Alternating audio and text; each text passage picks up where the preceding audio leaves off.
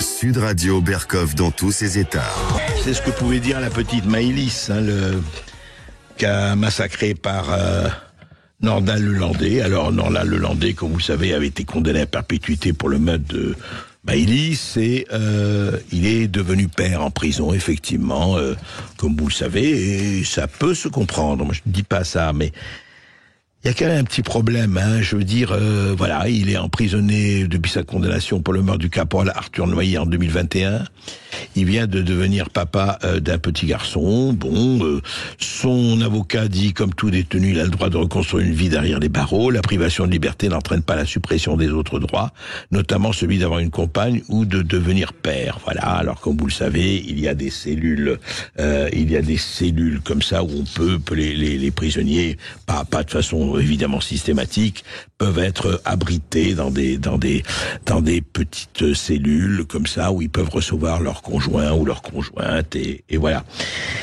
En même temps, je ne sais pas, je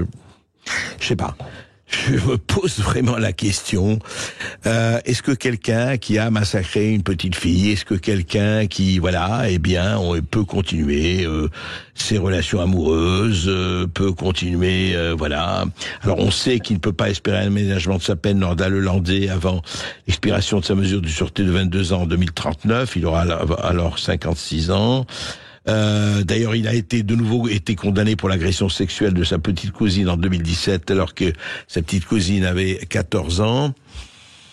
Je ne sais pas. Quand je dis je ne sais pas, je me demande, je ne sais pas si, effectivement, quelle doit être la peine de quelqu'un qui a tué des gosses, qui a tué... qui s'est comporté comme il s'est comporté. Alors, faut-il lui refuser toute vie? Évidemment, on s'est dit non, on ne peut pas lui refuser toute vie. Et en même temps, très franchement, moi je pense, à la famille de Maëlys notamment, ou à la famille de ces autres victimes, à la famille de ces dizaines de milliers de victimes tuées par des assassins qui, eux, n'ont aucun scrupule à ôter la vie. Vous voyez, la peine de mort, eh ben, l'abolition de la peine de mort, c'est pour les autres. Ce n'est pas pour eux, C'est intéressant. Je rappellerai toujours ceci du grand humoriste français Alphonse Karr: je suis pour la suppression de la peine de mort à une condition que messieurs les assassins commencent.